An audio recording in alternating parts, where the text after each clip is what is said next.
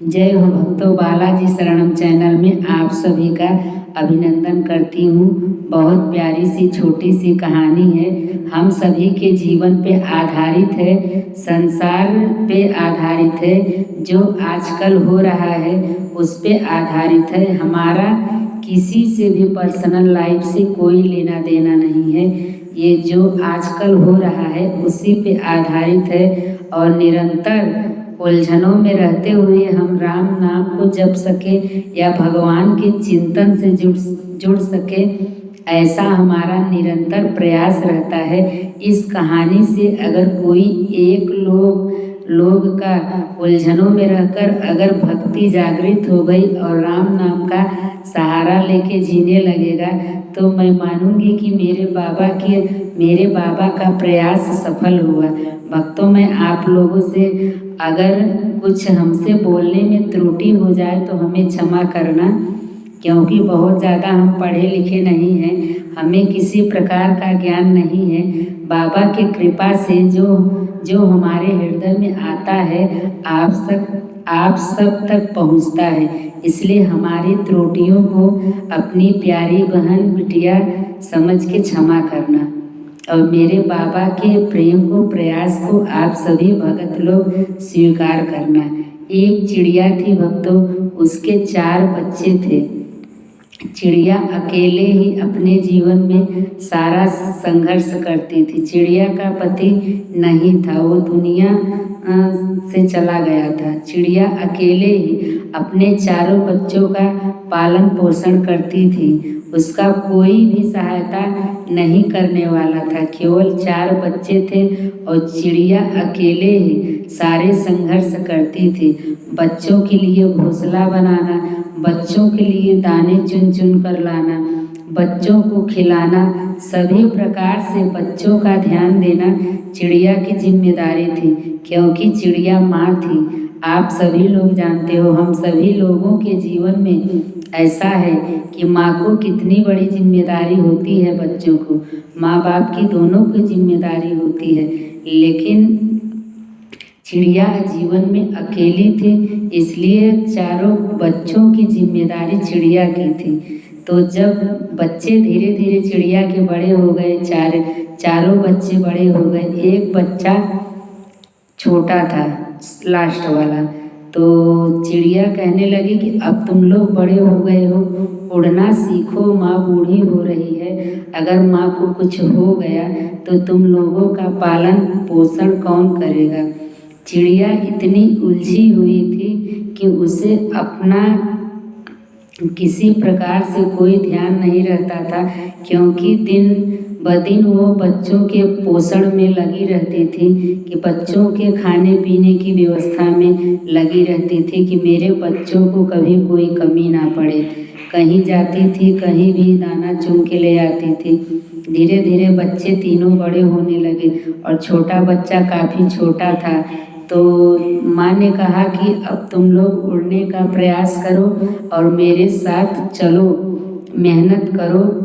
फिर जब मेहनत करना सीखोगे तभी तो जीवन में आगे बढ़ोगे, क्योंकि माँ बूढ़ी हो रही है तो माँ कब तक तुम लोगों को खिलाएगी। तो तीनों बच्चे माँ के साथ जाते थे, दाना चुनते थे, खाते थे और माँ के साथ जो भी उनको ज़रूरत पड़ती थी तीनों बच्चे लेके आते थे। छोटा बच्चा घोंसला में रहता था। धीरे धीरे तीनों बच्चे माँ के साथ रहने लगे, चलने लगे, फिरने लगे, पूरी तरह से माँ के साथ वो लोग भी आने जाने लगे। तो जो चौथा वाला लास्ट नंबर वाला बच्चा था वो भी अब धीरे धीरे बड़ा होने लगा। तो भाइयों ने कहा अब चल तू भी चलेगा, अब तू भी उड़ने का प्रयास कर, क्योंकि माँ बूढ़ी हो रही है, माँ कब तक किसको संभालेगी, इसलिए तू भी अब हम लोगों के साथ चल। तो छोटा भाई था वो भी प्रयास करने लगा उड़ने के लिए। तो चारों बच्चों को माँ लेके गई।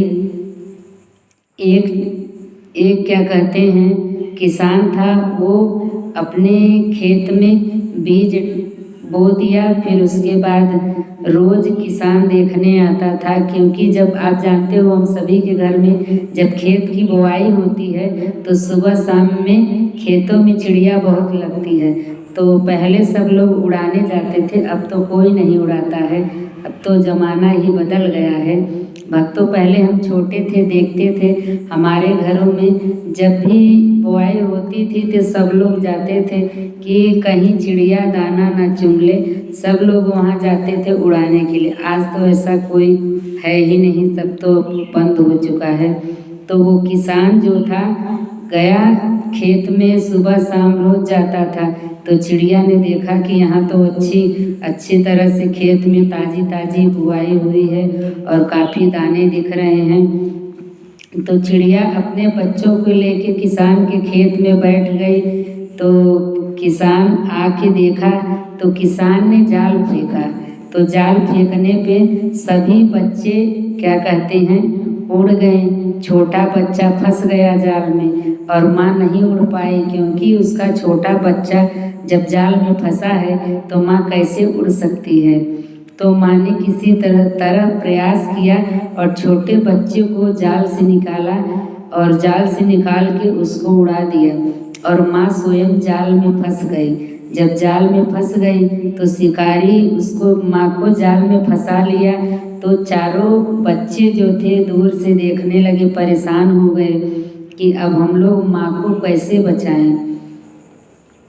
तो क्या कहते हैं शिकारी जब जाल क्या कहते हैं अपना समेटने लगा तो चारों बच्चों ने ऐसा प्रयास किया कि शिकारी के ऊपर हमला कर दिया। तो हाथ से शिकारी के जाल छूट गया और माँ भी जाल से निकल के बाहर आ गई। तो शिकारी ने कहा चलो अच्छा, आज तो तुम लोग बच गए लेकिन अब नहीं बचोगे।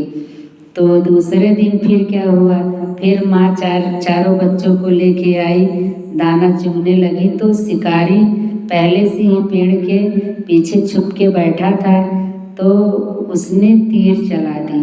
तीर चलाया तो माँ के पैर में लग गया। माँ पूरी तरह से पैर माँ का घायल हो गया। अब माँ उड़ने में असमर्थ हो गई।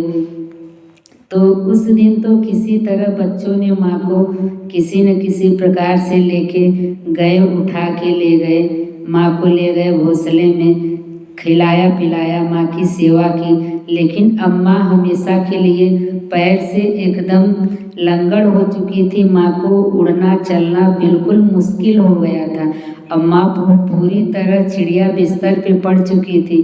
तो चारों बच्चों में होने लगा कि कौन करेगा, अब तो माँ उड़ नहीं पाती है, कौन इनको खिलाएगा, कौन इनकी सेवा करेगा, कौन क्या करेगा। अब चारों बच्चों में होने लगा कि तू बड़ा है तू कर, वो बोले तू बड़ा है तू कर। और सब लोग बोले कि देख छोटे, माँ तुझसे ज़्यादा प्यार करती थी इसलिए तुझे करना पड़ेगा। तो माँ देख रही थी, आँखों से रो रही थी कि मैंने तो किसी न किसी तरह से, कोई हमारे साथ नहीं था, फिर भी बच्चों का बहुत अच्छे से पालन पोषण किया। आज 4 बच्चे मिलके कह रहे हैं, आपस में लड़ाई कर रहे हैं कि तुम करो तुम करो तुम करो। माँ को देख के बहुत आँखों में आंसू आया। माँ अंदर ही अंदर रोने लगी। बच्चे अपना उड़ते खाते पीते माँ के लिए चारा पानी लाते, लेकिन अच्छे से माँ की देखभाल नहीं कर पाते थे। इसीलिए 4 बच्चे थे, चारों कहे तुम करो, माँ तुम्हें ज़्यादा प्यार करती थी, माँ तुम्हें ज़्यादा प्यार करती थी। इतने दिन में चिड़िया रानी को इतना रोना आया कि हमने कभी भगवान को याद नहीं किया। इतने समय बीत गए, अकेले ही मैंने लोगों का पालन पोषण किया, कभी भी राम को याद नहीं किया। तो चिड़िया ने कहा, हे राम, काश मैंने आज आपको याद किया होता तो हमारे जीवन की ऐसी दशा नहीं होती, और दशा होती भी तो हमारे प्राण छूट जाते। इस तरह हमें भोगना नहीं पड़ता। मैं जंजालों में पड़ के राम आपको भूल गई। चाहे जानवर हो, चाहे इंसान हो, चाहे पक्षी हो, चाहे पशु हो, सबके अंदर भगवान ही रहते हैं। और हम भगवान को भूल गए। इसलिए चिड़िया फिर बिस्तर पे पड़े पड़े राम राम राम राम कहते कहते प्राण छोड़ दिए। चारों बच्चों ने फिर माँ का क्रियाकर्म किया।